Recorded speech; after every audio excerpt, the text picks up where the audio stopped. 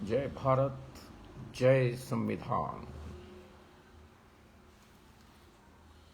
आज आपण यासाठी लाईव्ह करत आहोत, सरकार बनलं, उपमुख्यमंत्री 2, मुख्यमंत्री 1 यांचा शपथविधी झाला। बाकीचं मंत्रिमंडळाचं एक्सपॅन्शन पण होईल, पण मध्येच ही मार्कडवाडीची काय भानगड आहे असं प्रत्येकाच्या मनामध्ये हा प्रश्न निर्माण झालेला आहे। हे मार्कडवाडी काय बाबा? लोकशाही जिवंत ठेवण्यासाठीचा अंतिम पाडाव आहे मार्कडवाडी। माळशिरस मतदारसंघामधलं मार्कडवाडी हे गाव, ज्या मार्कडवाडीमध्ये जे निवडून आले उत्तम जानकर, शरद पवारांची राष्ट्रवादी काँग्रेस, त्यांना मतं मिळाली 843 आणि जे पराभूत उमेदवार रामभाऊ सातपुते बीजेपीचे, त्यांना मतं मिळाली 1003। आता विजयी झालेले आहेत जानकर, तरी पण त्या मार्कडवाडीच्या लोकांच्या मनामध्ये अशी भावना आहे की आम्ही सगळ्यांनी निवडून आलेले जे जानकर आहेत त्यांना मतं दिलेली असताना विरोधी उमेदवार जे रामभाऊ सातपुते आहेत त्यांना जास्त मतं कशी दाखवली गेली, मशीनने त्यांना जास्त मतं कशी दिली, अशा प्रकारचा निर्णय झाला गावकऱ्यांचा की आपण याचा शोध घेऊया। आपल्या गावावर बालंट आलं, आपण सगळे जानकरांचे मतदार असताना सुद्धा विरोधकाला मतं कशी मिळाली, असा त्यांच्या स्वतःच्या मनामध्ये प्रश्न निर्माण झाला। आणि त्यामुळे त्यांनी म्हटलं की आपणच मोजणी करूया, आपणच बघूया। मशीन सगळं म्हटलं जातं, त्याच्याऐवजी आपण बॅलेट पेपरवरती इलेक्शन घेऊ आणि सांगू दूध का दूध, पाणी का पाणी। झालं, सगळं प्रशासन हादरलं, घाबरलं, गाड्या फिरायला लागल्या, पोलीस आले, स्वतः कलेक्टर यांनी दखल दिली आणि म्हटलं की इथे कर्फ्यू लावून टाका। हे होता कामा नये, कारण हे जर झालं आणि जर मशीनमध्ये गडबड होती हे जर बाहेर आलं आणि बॅलेट पेपरनी वेगळाच निकाल दाखवला तर पूर्ण देश मार्कडवाडीच्या मार्गाने जाईल। आणि पूर्ण देश मार्कडवाडीच्या मार्गाने जर गेला तर ही इलेक्शनची प्रक्रिया जी आहे हा जनादेश नसून मशीनादेश आहे, असा काहीतरी निवाडा होऊन जाईल आणि तो आपल्या अंगावर येईल। सरकारच्या, प्रशासनाच्या, इलेक्शन कमिशनच्या त्या दृष्टिकोनातून असं काही घडूच देऊ नका। आता आपल्या माहितीसाठी सांगतो, डेमोक्रेसी जी आहे ती आपली डेमोक्रेसी इनडायरेक्ट रिप्रेझेंटेटिव्ह डेमोक्रेसी आहे। जगामध्ये डायरेक्ट डेमोक्रेसी सुद्धा आहेत जिथे राईट टू रिकॉल आहे। जर एखादा निवडून आलेला आमदार, खासदार जर निवडणुकीतल्या आश्वासनांनुसार काम करत नसेल तर जनतेला त्याला परत बोलवण्याचा अधिकार आहे। आपल्याकडे तसा अधिकार नाहीये। आपली इनडायरेक्ट डेमोक्रेसी आहे, डायरेक्ट डेमोक्रेसी नाहीये। मार्कडवाडीचा हा प्रयत्न मी डायरेक्ट डेमोक्रेसीचा प्रयत्न आहे असं मानतो, जो गरजेचा आहे। फार काळापासून आपल्याला सातत्याने असं वाटत आलेलं आहे की डेमोक्रेसी डायरेक्ट असायला हवी आणि ज्याला आपण निवडून दिलंय त्याने ज्या कारणासाठी निवडून दिलंय तीच कामं केली पाहिजेत. तसं घडताना दिसत नसतानाही आपण त्याला सहन करणं अयोग्य आहे. महाराष्ट्राच्या या निवडणुकीमध्ये अगदी जनमत जे आहे, लोकांच्या मनात जे होतं त्याच्यापेक्षा विपरीत निकाल लागलेला आपल्याला दिसलेला आहे. ज्या निकालाच्या बाबत सगळंच म्हणतात की हा निकाल अनपेक्षित आहे, अपेक्षेनुसार नाहीये. दुसरं अनाकलनीय आहे, याचं आकलन करता येत नाही. आणि तिसरं हा अविश्वसनीय आहे, याच्यावर विश्वास ठेवता येत नाही. आता विश्वास का ठेवता येत नाही? तर हे जनता आणि उभा राहिलेला कॅन्डिडेट याच्यामध्ये एक मशीन नावाची गोष्ट आहे. ईव्हीएम ज्याला म्हटलं जातं, इलेक्ट्रॉनिक वोटिंग मशीन. आणि हे इलेक्ट्रॉनिक वोटिंग मशीन जेव्हापासून अस्तित्वात आलेलं आहे, सुरुवातीचं इलेक्ट्रॉनिक वोटिंग मशीन जसं लहान मूल असतं ना, बाळबोध असतं, तसं होतं. हळूहळू ह्या इलेक्ट्रॉनिक वोटिंग मशीनच्या आधारे आपल्याला कायम सत्तेत राहता येईल अशी युक्ती आता सत्ताधाऱ्यांना सापडलेली आहे. जेव्हा जेव्हा त्यामध्ये काहीतरी अविश्वसनीयता दिसते त्यावेळेला लोक उठाव करतात, म्हणतात. तर सत्ताधारी त्यावेळेला स्पष्टपणे म्हणतात की तुमच्या विरोधात निकाल गेला की तुम्ही मशीनवर खापर फोडता, आणि तुमच्या बाजूने निकाल आला तर म्हणता मशीन बरोबर आहे. खरं तर त्यांचं हे म्हणणंच मुळामध्ये मशीनच्या बाबत संशय निर्माण करतं. आपण जर बघितलं तर लोकसभेचे निकाल लागले आणि त्या लोकसभेच्या निकालानंतर लोकसभेमध्ये ज्या जागा मिळाल्या 240, यांनी म्हटलं होतं 400 पार, पैकी बीजेपीला जागा मिळाल्या 240. आणि त्यातही एडीआर नावाची संस्था आहे, त्यांनी जेव्हा या सगळ्या निवडून आलेल्या लोकांच्या मतांचा, मशीनचा, पराभूत उमेदवारांच्या मतांचा आणि त्या मतदारसंघाचा जेव्हा अभ्यास केला एडीआरने, तेव्हा असं लक्षात आलं की त्यातल्या 79 जागा, मी लोकसभेच्या म्हणतोय बरं, 79 जागा ह्या पूर्णतः या मशीनने मॅनेज केलेल्या होत्या असं लक्षात आलं. त्याच्यावरती एक फार सुंदर अहवाल बाहेर आला. आता तुम्हाला कदाचित हा उलटा दिसत असेल, पण हा एडीआरने काढलेला अहवाल आहे. आणि ह्या अहवालानुसार 79 जागा या मशीनमुळे बीजेपीच्या पारड्यात पडल्या. म्हणजे आता 400 पार बोलणाऱ्या लोकांच्या 240 जागा ही 240 त्यांच्या नाही आहेत. त्याच्यातून आपल्याला 79 वजा करायला लागतील. मग राहिल्या किती? तर फक्त 161 जागा राहतात. म्हणजे खरं तर लोकसभेमध्ये बीजेपीला फक्त 161 जागा मिळालेल्या आहेत, 240 नाही. त्यामुळे नायडूंच्या सोबत म्हणा किंवा नितीश कुमारांच्या सोबत म्हणा, ज्याला नानी म्हणतात, नानी ना नायडू आणि नितीश कुमार, या दोघांच्या सोबत जे मिळालेलं आहे, सत्तेमध्ये बसलेले आहेत नानीच्या सोबत,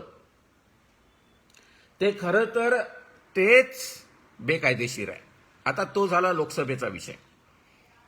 जसं म्हटलं जातं की आता 46 आमदार जे आलेले आहेत, उद्धव बाळासाहेब ठाकरे यांचे 20, शरद पवारांचे 10 आणि काँग्रेसचे 16, असे 46. तर हे 46 आमदार आज म्हणतायत की आम्ही शपथ घेणार नाही आमदारकीची. कधीतरी घ्यावी लागेल, कारण जर त्यांनी शपथ घेतली नाही तर त्यांना वैधानिक अधिकार मिळणार नाहीत. आणि त्यानंतर जो विरोध दर्शवायचा आहे, जे बोलायचं आहे तेही बोलता येणार नाही.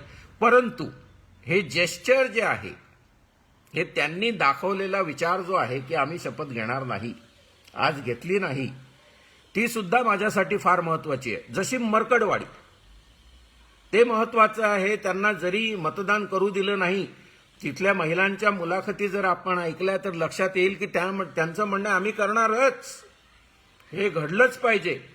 आता हळूहळू मरकडवाडीसारखी जर सगळी अन्य गावं महाराष्ट्रातली तयार झाली आणि सगळे म्हटले की आम्हाला पण हे बघायचं आहे की मशीनने दिलेला निकाल आणि प्रत्यक्ष बॅलेट पेपरच्या आधारे आलेला निकाल याच्यामध्ये काही फरक आहे का, आम्हाला तपासायचा आहे, तर त्यांना तपासण्याचा अधिकार आहे. कारण ते हे नाही म्हणत आहेत की निवडून आलेला किंवा पडलेला आमच्या आताच्या बॅलेट पेपर तपासणी नंतर त्याचं भविष्य ठरवा, असं ते म्हणत नाहीत. ते म्हणणं आहे की आमचा अधिकार आहे की प्रत्यक्षात काय घडलंय आम्हाला बघू द्या ना. लोकशाही मध्ये पक्षांचा स्टेक नसतो. लोकशाही पक्षांसाठी नाही, लोकशाही आमच्यासाठी आहे, मतदारांसाठी आहे, जनतेसाठी आहे की आमचं सरकार हे आमच्या मताने आलेलं सरकार असावं. एक मध्यस्थ मशीन नावाचा जो आहे त्याच्या आधारे आलेलं सरकार आम्हाला मान्य नाही. आम्ही का मान्य करायचं? मुळामध्ये अशा प्रकारे आम्ही मान्य करणं हेच बेकायदेशीर आहे. कारण आता महाराष्ट्राचे निकाल जे लागले, त्याच्या अगोदर हरियाणाचे निकाल सुद्धा जे लागले ते सुद्धा अनपेक्षित, अनाकलनीय आणि अविश्वसनीय आहे. आता खरं तर काँग्रेसने हरियाणाचे निकाल लागल्यानंतरच आंदोलनाला सुरुवात करायला हवी होती. आता महाराष्ट्राच्या निकालानंतरही आपण अपेक्षा करूया की ते आंदोलन करतील. जेव्हा अशा प्रकारे अविश्वसनीय, अनाकलनीय आणि अनपेक्षित सरकार स्थापन होतंय असं दिसलं, तेव्हा ते सरकार स्थापन होताना का विरोध केला गेला नाही? चलो आझाद मैदान, आम्ही सगळे आलो असतो. अरे विरोध तर दर्शवा, त्यांचं त्यांना करू द्या जे काही करायचंय, पण विरोध दर्शवणं हा आपला अधिकार आहे आणि हा लोकशाहीचा अधिकार आहे. तोही काँग्रेसने बजावला नाही. ठीक आहे, आपण असं विचार करूया काय काय नैतिक पद्धतीने संवैधानिक मार्गाने सगळं शिष्टमंडळ घेऊन अभिषेक मनु संघवी यांच्या नेतृत्वामध्ये राजीव कुमारांकडे, चीफ इलेक्शन कमिशनर यांच्याकडे हे शिष्टमंडळ गेलं आणि चीफ इलेक्शन कमिशनरकडे या सगळ्या बाजू मांडण्यात आल्या की जर संध्याकाळी 5 वाजता तुम्ही मोजणी करता, त्यावेळेला तुम्ही सांगता की आता 58% मतदान झालेलं आहे आणि त्यानंतर ते 68% रूपांतरित होतं. 10% फरक, काही ठिकाणी 8% फरक, काही ठिकाणी 13% फरक, असे फरक कशामुळे होतात? आता खरं तर आपण डिजिटलाइज झालोय. डिजिटलाइज्ड होणे म्हणजे ज्या वेळेला मतदान संपते त्याच्यानंतर बटन दाबलं की आपल्याला निकाल मिळाला पाहिजे, त्याचा अर्थ डिजिटलायझेशन. मग मागचं बरं होतं चिठ्ठ्यांचं, त्या चिठ्ठ्या मोजत बसायचो, सगळ्या पक्षांचे वेगवेगळे करायचो, गठ्ठे बांधायचो. मी हे आपल्याला अधिकारवाणीने सांगतो कारण मी सरकारी प्रशासनामध्ये, पोलीस खात्यामध्ये 23 वर्ष वर्ग 1चा अधिकारी म्हणून नोकरी केलेली आहे. नंबर 1, भाग नंबर 1. भाग नंबर 2 ही अतिशय महत्वाचा आहे की मी 14 आणि 19 अशा 2 लोकसभा लढलेलो आहे. मला ही सगळी प्रक्रिया माहिती आहे. एकदा मी आम आदमी पक्षातर्फे लढलो 14ला आणि एकदा बहुजन समाज पार्टीतर्फे 19ला लढलो. फक्त यासाठी की लोक काय म्हणतात, अहो सर तुम्हाला इतकं वाटतं तर लढा ना, तुम्ही लढत का नाही? मी म्हटलं चला लढून बघूया, आपल्याला कमीत कमी प्रक्रिया तर सगळी समजेल. आणि इंडिपेंडंट नाही लढलो, 2 मोठ्या पक्षांकडून लढलो कारण तो अनुभव फार महत्वाचा असतो. आता यामुळे यातले बारकावे सगळे कळलेले आहेत, त्यानुसार मी आपल्या समोर आलेलो आहे. आता आपण हे मशीन काय आहे हे एकदा बघूया. आपण म्हटलं की त्यांनी दिलेला, मशीनने दिलेला निकाल हा मशीनचा निकाल आहे, हा लोकांचा निकाल नाही. म्हणून मार्कडवाडी पॅटर्न बाहेर आला. म्हणून निवडून आलेले आमदार म्हणतात आम्ही आम्ही विधिमंडळाचे सदस्य म्हणून आमचा जो शपथविधी होणार आहे आम्हाला ती शपथ घ्यायची नाही. मी आपल्याला अगोदरच म्हटलं की हे त्यांना फार काळ करता येणार नाही, त्यातून त्यांना बाहेर पडावं लागेल. आता मला असं सांगा की हे मशीन जे आहे त्याला पूर्वी 2च युनिट होते, एक कंट्रोल युनिट होतं, एक बॅलेट युनिट होतं. त्याला कालांतराने व्हीव्हीपॅट, वोटर व्हेरीफाईड अशी जी पेपर ऑडिट ट्रेल अशा प्रकारचं एक मशीन जोडलं आलं की ते बटन दाबल्यानंतर कळावं की पर्ची कोणती पडते. आता हे 3 युनिट असलेलं मशीन आहे. एक आहे बॅलेट युनिट, दुसरं आहे व्हीव्हीपॅट आणि तिसरं आहे कंट्रोल युनिट. आता ह्या सगळ्या युनिटमधलं सगळ्यात महत्वाचं युनिट माझ्यासाठी व्हीव्हीपॅट युनिट आहे. जरी आपल्याला दिसतं की कंट्रोल युनिट हे मास्टर आहे आणि व्हीव्हीपॅट आणि बॅलेट युनिट हे स्लेव्ज आहेत असं ते म्हटलं जातं इलेक्शन कमिशनकडून, पण माझ्यासाठी व्हीव्हीपॅट सगळ्यात महत्वाचं युनिट आहे. आणि हे तिघांचं मिळून त्याला म्हटलं जातं की it is stand alone machine. Stand alone म्हणजे याला इंटरनेट नाही, हे इंडिपेंडंटली काम करतं आणि त्यामुळे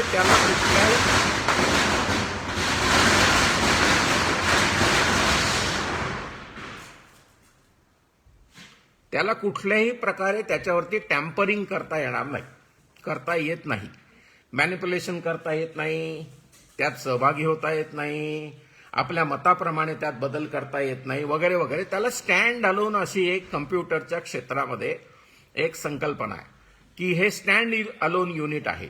आता असा विचार करा की हे स्टँड अलोन युनिट असल्याचं सांगितलं जरी जातं तरी आपण जर याचा अभ्यास केला तर आता मी उमेदवार आहे समजा, मला एक पार्टी मिळते, मला एक सिंबल मिळतो. सिंबल म्हणजे जे चिन्ह मिळतं, काही कोणतंही चिन्ह असू शकतं.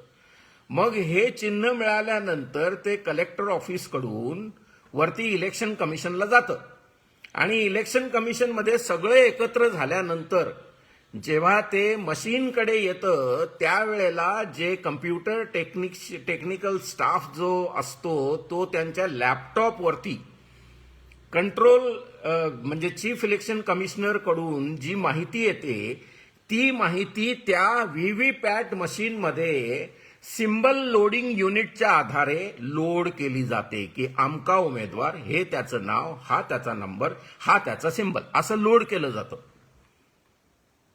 राहिलं का हे स्टँड अलोन? झालं की नाही त्याच्यामध्ये अटॅचमेंट इंटरनेटची? आणि हे जेव्हा लोड केलं जातं, उमेदवाराचा नंबर, उमेदवाराचं नाव, उमेदवाराचं चिन्ह, एवढंच लोड केलं जातं असं कसं गृहीत धरायचं आपण? जर वरूनच सॉफ्टवेअर आलं त्या कम्प्युटरमध्ये आणि सिंबल लोडिंग युनिटच्या सोबत ते जर लोड केलं गेलं की दर 2 मतांनंतर प्रत्यक्ष जी पडतात त्याच्यानंतर एक अधिकचं मत अमक्या तमक्या पक्षाकडे जाईल असं बघा. तुम्हाला चिठ्ठी दिसेल तुतारीची, पण कंट्रोल युनिटकडे जाईल कमळ. कोण थांबवणार आहे? कारण आपल्याला चिठ्ठी तर दिसली, म्हणून मागणी करण्यात आली होती की ज्या चिठ्ठ्या पडतात व्हीव्हीपॅट मशीनमध्ये त्या चिठ्ठ्या आणि कंट्रोल युनिटमध्ये जी मतं गेलेली आहेत त्या दोघांची मोजणी करा. अशा प्रकारे सुप्रीम कोर्टाकडे याचिका गेली. हा सगळ्यात महत्वाचा विषय होता. त्यानंतरच्या माझ्या 2 व्हिडिओजमध्ये मी सांगितलं की मी वाट बघतोय की हा प्रश्न इथेच सुटणार आहे. बंधू भगिनींनो, मेहरबान सुप्रीम कोर्टाने याबाबत दूध का दूध पानी का पानी करण्याची जी संधी होती मतदारांची, ती मतदारांची संधी सुप्रीम कोर्टाने मान्यता न दिल्यामुळे गमावली गेली. जर आपण हे मोजलं असतं, व्हेरीफाय केलं असतं की व्हीव्हीपॅटमध्ये किती पडले, कंट्रोल युनिटमध्ये किती आहेत, तर आपल्याला लगेच कळलं असतं. जे आपण 2 दिवसानंतर म्हणतो की 76 लाख मतं वाढली, 108 मतदारसंघांमध्ये 102 ठिकाणी बीजेपी निवडून आली आणि या सगळ्या मतदारसंघांमध्ये घोळ झालेला आहे असं आता लक्षात आलं. म्हणजे बीजेपीला जी मिळालेली आहेत सीट्स 132 ते 132 आहेत की याच्यामधून 102 बाजूला काढायचे आणि फक्त 30च शिल्लक ठेवायचे. असे सगळे अविश्वसनीयतेमुळे प्रश्न निर्माण झालेले आहेत. बाहेर जनतेच्या मनामध्ये हे सगळं काहूर माजलंय, मनात खदखद सुरू आहे. कुठल्याही प्रकारचा जल्लोष दिसत नाही आपल्याला. पूर्ण महाराष्ट्रभर इतक्या मोठ्या प्रमाणामध्ये आपल्या बाजूने आपल्याला सत्ता लोकांनी जर दिली असेल तर जल्लोष तितकाच असावा. फक्त जल्लोष काय दिसतंय? पैशाची उधळण. कोणती? पोस्टर्स. सगळीकडे पोस्टर्स दिसतात. हा फक्त पैशाचा गैरवापर आहे, माणसं नाही आहे. फक्त पोस्टर्स आहेत, जल्लोष कुठेच नाहीये. मी इतका फिरणारा माणूस, पोलीस अधिकारी, मला कुठे जल्लोष दिसला नाही. एका बाजूला जल्लोष नाही, दुसऱ्या बाजूला विरोधकांचा आक्रोशही जितका असायला हवा होता तितका नाहीये. तो जर असता तर शपथविधीच्या इथे तो शपथविधी पार पडेल, पोलीस पार पाडून घेतील, सगळीकडे नाकाबंदी करतील, येणाऱ्यांना अडवतील, जेलात टाकतील. 20,000 पकडले, 25,000, 50,000, 2 लाख पकडले, फरक काय पडतो? विरोध केला आम्ही. आक्रोशही तितकाच दिसायला हवा होता. तो काँग्रेसतर्फे का केला जात नाही मला अजून कळत नाहीये. काँग्रेस रस्त्यावर का उतरत नाही? उद्धव बाळासाहेब ठाकरे यांचा पक्ष रस्त्यावर का उतरत नाही? शरद पवार यांचा पक्ष रस्त्यावर का उतरत नाही? जोपर्यंत हे रस्त्यावर उतरत नाही तोपर्यंत हे पक्ष सुद्धा आमचे नाही आहेत. हा जनतेचा अपमान आहे, हा जनतेचा विश्वासघात आहे. आमचा विश्वास नाहीये की आम्ही दिलेलं मत ज्या उमेदवाराला दिलं अजून शाई पुसलेली नाहीये. ही बघा, अजून शाई ओली आहे. किती मोठा असंतोष जनसामान्यांमध्ये, जनमानसामध्ये असेल की आम्ही दिलेलं मत ज्यांना दिलं त्यांना का मिळालं नाही. आणि हे मशीनचं सरकार आहे, हे जनमताचं सरकार नाहीये. याला म्हटलं जातं स्टोलन मॅन्डेट. हे मतदान चोरलेलं आहे. चोरलेल्या मतदानाच्या आधारे सत्तेत आलेलं सरकार आमचं नाही, हे मशीनचं सरकार आहे.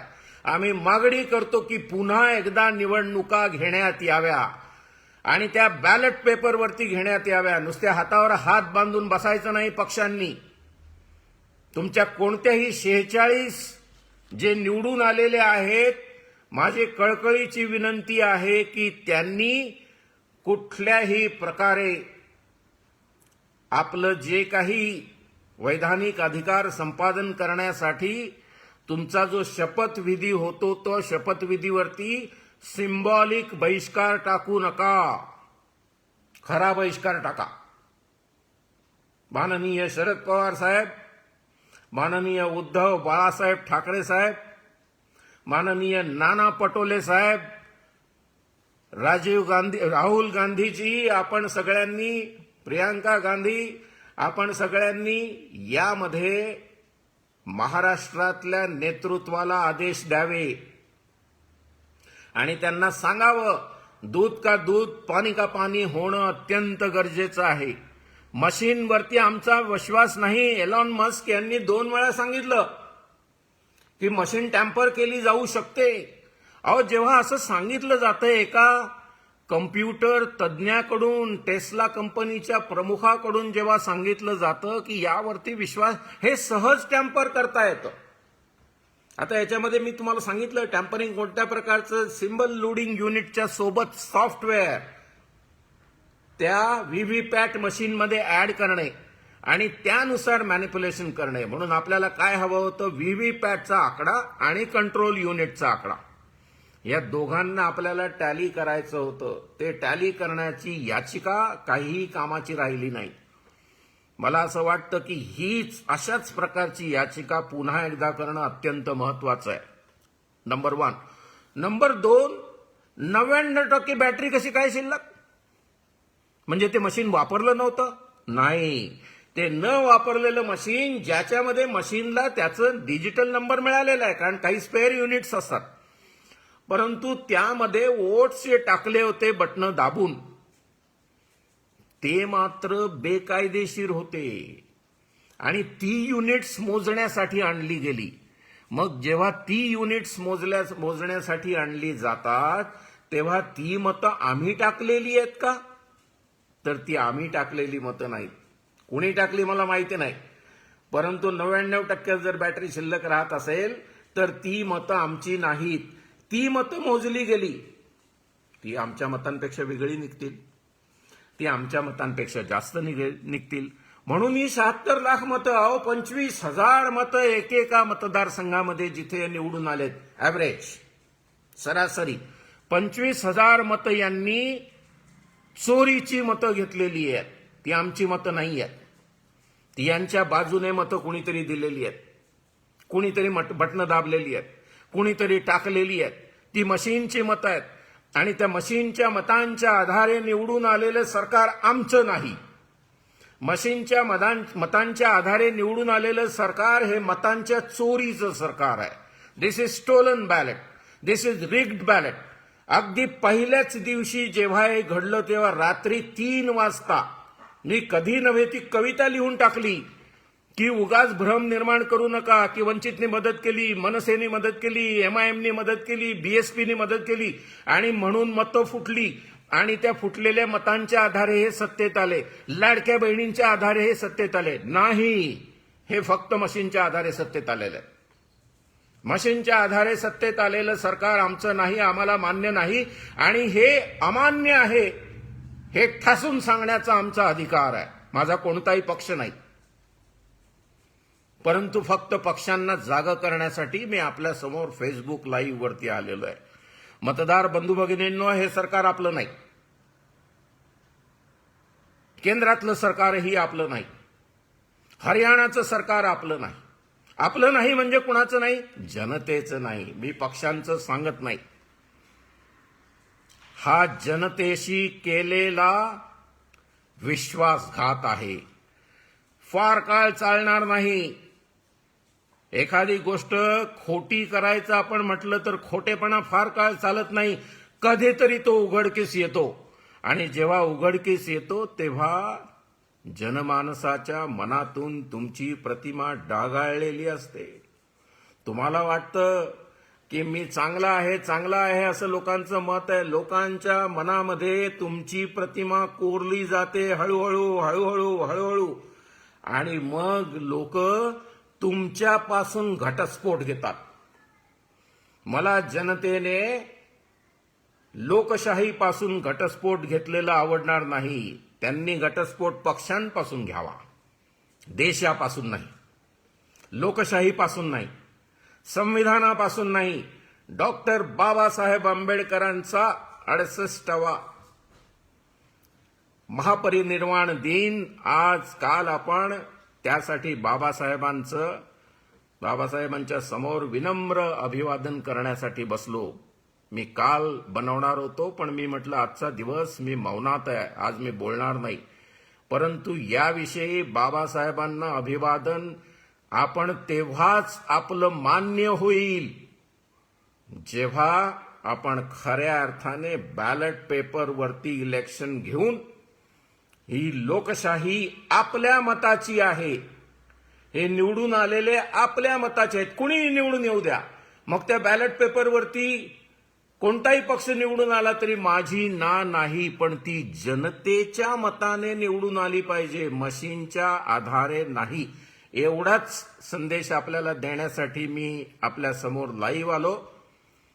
आपण या गोष्टीवरती शांतपणे विचार कराल, घरोघर माझा मेसेज पोहोचवाल की आपल्याला बॅलेट पेपरवरती 2017 साली मी 21 उमेदवार पुरोगामी लोकशाही आघाडी स्थापन करून नाशिकमध्ये उभे केले होते आणि त्यावेळेला आम्हाला लक्षात आलं होतं की ज्या उमेदवारांना, आता हे लगेच लक्षात कसं येतं जेव्हा कॉर्पोरेशनची इलेक्शन असते, तेव्हा उमेदवारांना घरातल्या मतदारांची मतं सुद्धा पडली नाही. तेव्हा आम्ही म्हटलं अरे हे मशीन मॅनेजमेंट आहे, 2017 साल म्हणतोय मी. असा विचार करा की आता जेव्हा त्या येरुळकरांचा व्हिडिओ बघितला मी, तेव्हा ते येरुळकर जसं म्हणतात, मी, माझी पत्नी, माझे नातेवाईक, आमची मतं, पण बरं तेही इंडिपेंडंट नव्हते, ते मनसेचे उमेदवार होते. काय करतायत राज ठाकरे? त्यांच्या स्वतःच्या उमेदवाराच्या संदर्भामध्ये सुद्धा ते खंबीर, गंभीर आणि परिणामकारक निर्णय घेऊन जर त्यावरती आंदोलन उभं करत नसतील, काय कारण आहे याचाही आपल्याला शोध घ्यावा लागेल. बंधू भगिनींनो, आपण अतिशय शांत चित्ताने या गोष्टी समजून घेण्याचा प्रयत्न करा. सगळ्यात जास्त मोठी खदखद जगामध्ये कोणती असते? जेव्हा आपलं मत चोरलं जातं आणि ह्या चोरीच्या मतावरती जेव्हा सरकार सत्तेमध्ये बसतं आणि तरीही आपल्याला जर शांतपणे झोप लागत असेल तर आपल्याला लोकशाहीचा अर्थ कळला नाही, एवढाच अर्थ मी घेतो. लोकशाहीचा अर्थ समजून घ्या. लोकशाही फार मोठी देणगी आहे आणि त्याच्या आधारे जगात शांतता नांदणार आहे. आपण जग सुधारलं याचा इंडिकेटर कोणता मान्य केलेला आहे की जास्तीत जास्त डेमोक्रेटायझेशन झालेलं आहे. 1/7 जगातली लोकसंख्या जे देशात राहते त्या देशातली लोकशाही जर मशीन चोरत असेल, सत्ताधीश जर चोरत असतील तुमची मतं आणि तरीही तुम्ही शांत असाल, तर मला तुमच्याविषयी सुद्धा शंका मनामध्ये निर्माण जर झाल्या असतील तर त्या चुकीच्या नाहीत. पक्षांविषयी शंका आहेतच, पण जनतेविषयी मला अजूनही अपेक्षा आहेत की जनता अतिशय सजग पद्धतीने या देशामध्ये जगते, वागते, त्यांचे रोजचे व्यवहार करतायत. त्या दृष्टिकोनातून आपण फक्त इंडिपेंडंट इंडिव्हिज्युअल माणसं घेऊ नका. बच्चू कडू कसे पडले आणि यशोमती ठाकूर कशा पडल्या यापेक्षा थोरात कसे पडले, तिकडे चव्हाण कसे पडले, ही इंडिव्हिज्युअल्स आहेत, त्यांची नावं घेऊ नका. ते शांत पडून राहिलेले आहेत. मला आश्चर्य वाटतं या गोष्टीचं. बरं झालं यावेळेला मी इलेक्शनला उभा नव्हतो, नाहीतर इथपासून चालत गेलो असतो मी विधान भवनापर्यंत आणि विरोध नोंदवला असता. आपण विरोध तर नोंदवू शकता लोकशाहीमध्ये. आपण हे कराल अशी अपेक्षा व्यक्त करतो. इथेच थांबतो. जय भीम, जय भारत, जय संविधान.